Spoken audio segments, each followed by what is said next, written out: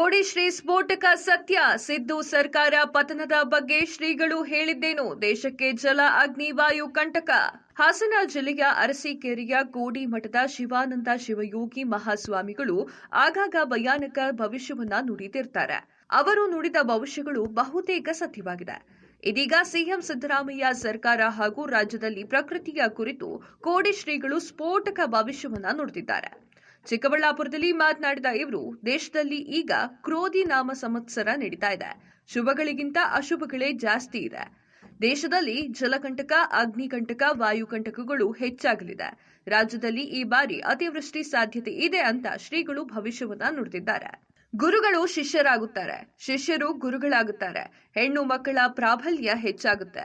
ಅಲ್ಲದೆ ರಾಜ್ಯದಲ್ಲಿ ಸಿದ್ದರಾಮಯ್ಯ ಸರ್ಕಾರಕ್ಕೆ ಯಾವುದೇ ಆಪತ್ತು ಇರುವುದಿಲ್ಲ.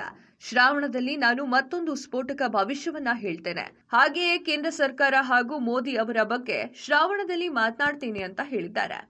ಲೋಕಸಭಾ ಚುನಾವಣೆಯ ನಂತರ ರಾಜ್ಯ ರಾಜಕೀಯದಲ್ಲಿ ಸಾಕಷ್ಟು ಬದಲಾವಣೆಗಳು ಆಗಿದೆ. ಸಿದ್ದರಾಮಯ್ಯ ಅವರ ಸರ್ಕಾರ ಪತನವಾಗುತ್ತೆ. ಕಾಂಗ್ರೆಸ್ ಒಂದಿಷ್ಟು ಶಾಸಕರು ಬಿಜೆಪಿಗೆ ಹೋಗಿ ಸೇರ್ಕೊಳ್ತಾರೆ. ಬಿಜೆಪಿ ಹಾಗೂ ಜೆಡಿಎಸ್ ಸಮ್ಮಿಶ್ರ ಸರ್ಕಾರ ಅಧಿಕಾರಕ್ಕೆ ಬರುತ್ತೆ ಅಂತ ಮಾತುಗಳು ರಾಜ್ಯದಲ್ಲಿ ಕೇಳಿಬರ್ತಾ ಇದ್ವು. ಆದರೆ ಕೋಡಿ ಶ್ರೀಗಳು ಸಿದ್ದರಾಮಯ್ಯ ಸರ್ಕಾರಕ್ಕೆ ಯಾವುದೇ ಸಮಸ್ಯೆ ಇಲ್ಲ ಅಂತ ತಿಳಿಸಿದ್ದಾರೆ.